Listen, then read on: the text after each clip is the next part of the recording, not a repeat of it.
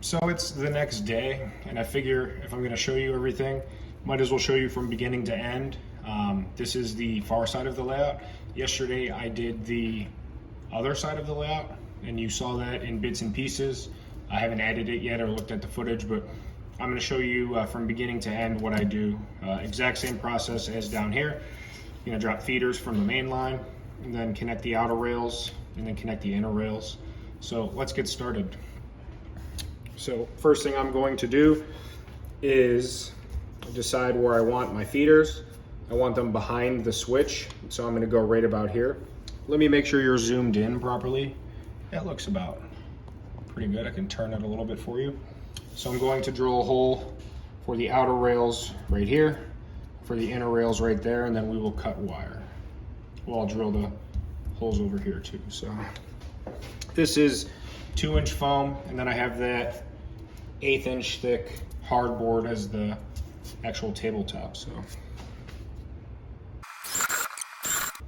and then I always like to go down and do the underside too, just to give myself a better opening. So I'm going to go up with it. So bear with me. There we go. Now I'm going to grab my wire and cut lengths of wire and solder them here. So hang tight. I'm going to pause it. All right, so again, 20 gauge wire. Going to splice and dice. And then for this first one, I'm going to feed it up through, which makes life nice and easy. So I got that through. So we got our other hole right here. Let me clear that out a little bit better.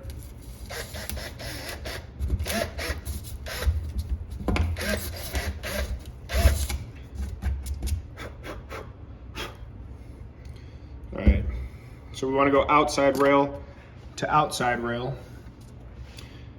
And then same thing over here, outside rail to outside rail. So I'm going to put a hole right here and then another one right here. And the hole that I'm putting right here will also be for the inside rail right here and this outside rail. And then for outside to outside, I'll put one right here. So I'm going to drill 3 holes right now.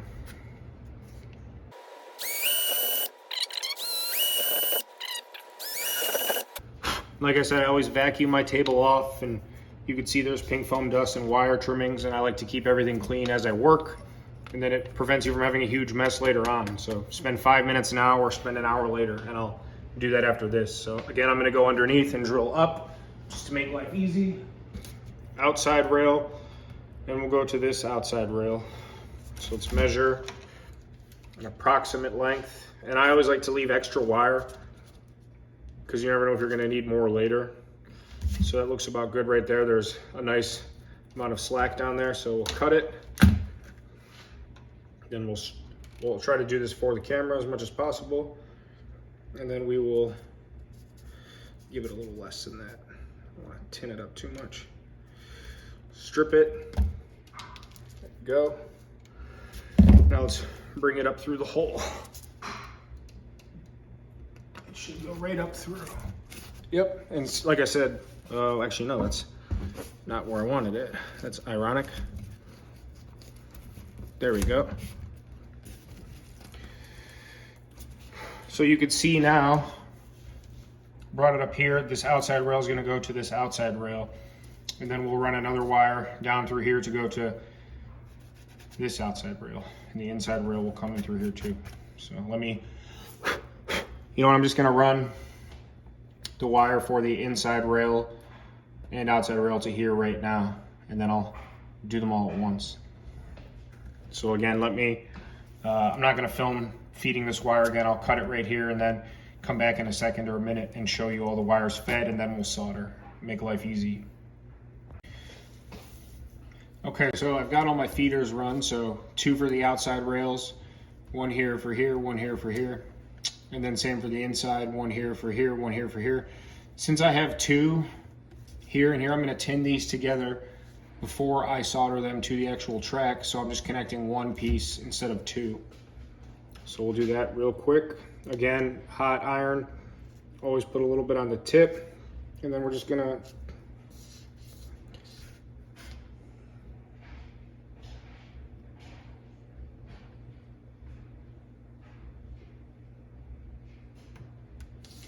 So now, essentially that's one wire instead of two.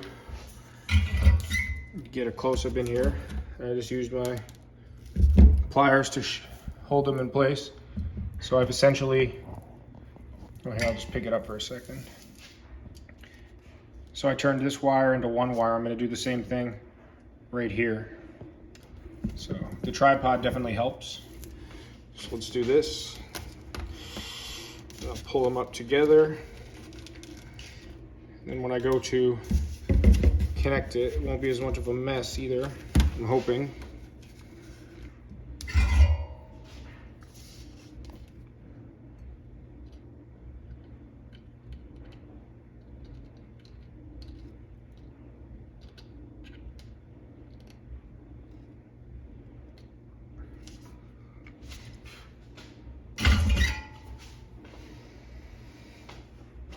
And I believe, yep, it worked.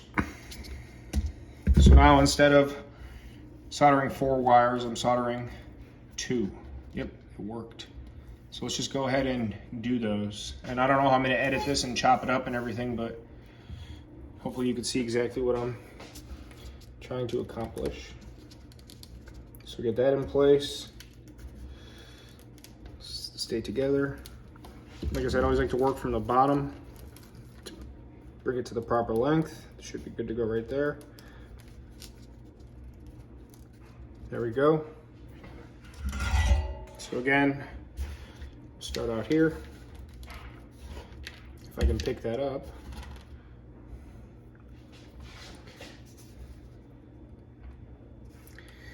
Get it right where I want it, down there against the side of the rail.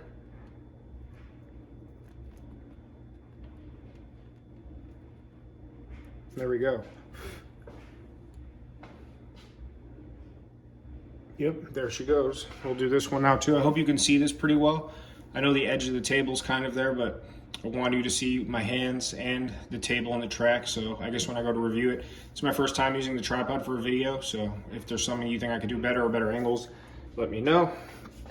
But so keep it right where it is. Let's bend this a little bit more. Hang on one second. It's always good to just take your time and preparation, because then it really cuts down on mistakes. So we'll give it a little boost. I want it right about there. Let's see what I can do here.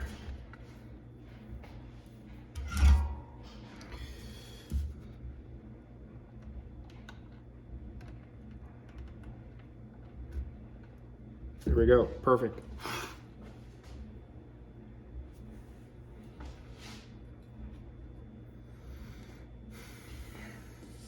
Hang tight for 1 second. So like I said, I tinned these wires together, so now it's one connection. And I have this handy little jeweler file. You can buy them anywhere, dollar store. And I always do it on the outside of the rail so the flange ways are always clear. And then just come right over, do a little filing just to make sure the top of the rail is clear, which it is, but just to be safe, smooth. And then right here, there is a little bit that got on top, but nothing drastic. Do it with both sides, different consistencies. Smooth. So you can see that now. It's not the prettiest job of all time, but the feeders are in there. And I'm hoping I can cover most of that with ballast. You know, maybe put a few, if it doesn't look perfect, put a few shrubs and whatnot in there. For the first time, I'm satisfied because it's functional and it doesn't look all that bad. Like I said, I can pull the wires down a little bit. And once I go to ballast it should work perfect. So let's move over to the actual, let me reposition this camera. So here we are again. So I'm gonna solder this outer rail, inner rail, outer rail, inner rail. So let me just go ahead and do that. I might even just time lapse it. This shouldn't be that painstaking.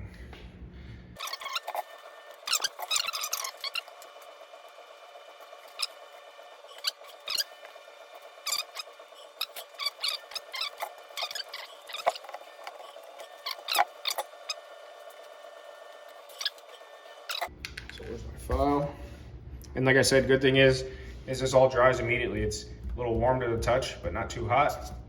And it's dry, so immediate test results. We'll bring the locomotive on down here and test it out. Let me just get the tops of my rails. And like I said, both sides are different sizes of file, so I just give it a real quick once over, shine up the tops. Takes 5 seconds, and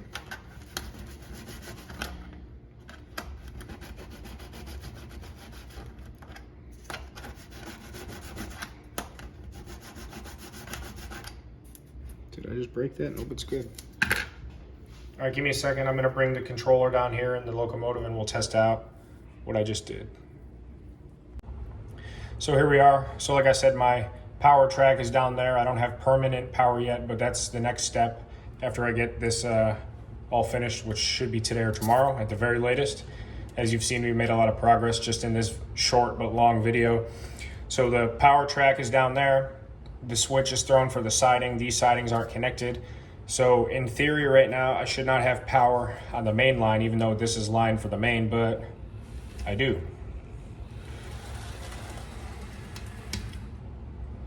Okay, so that right there proves to me that what I just did worked, but to prove it even further, when I throw this switch off the main, this siding's not connected to anything down there. I should not have power to this siding or to pass the switch because these are power routing. So I'm gonna throw the switch. In theory, I should not have power. If I had no wiring right now, there would be no power, but I know there is. Beautiful, huh? So again, to prove it threefold, when I throw this back to the main, I should not have power here because it's power routing, as well as there should be no power coming from the power track because I have it cut off down there as well as here, thrown for the main, but I will have power. Look at that. Meaning once again, every piece of track right now, my whole main going all the way around down to here, it's dead ends down there till I connect the loop. Down to here, this is an isolated track, not connected to anything. The power cuts off here. Same thing opposite on the other side. The entire layout, oops, I'm gonna derail. Well, it jumped it a little bit, not terrible. The entire layout now has power. Look, onto the siding, boom, nothing. Come back. And we'll just reverse it real quick, go back down the main. And when I cut this power now, like I said, it should cut out, but no.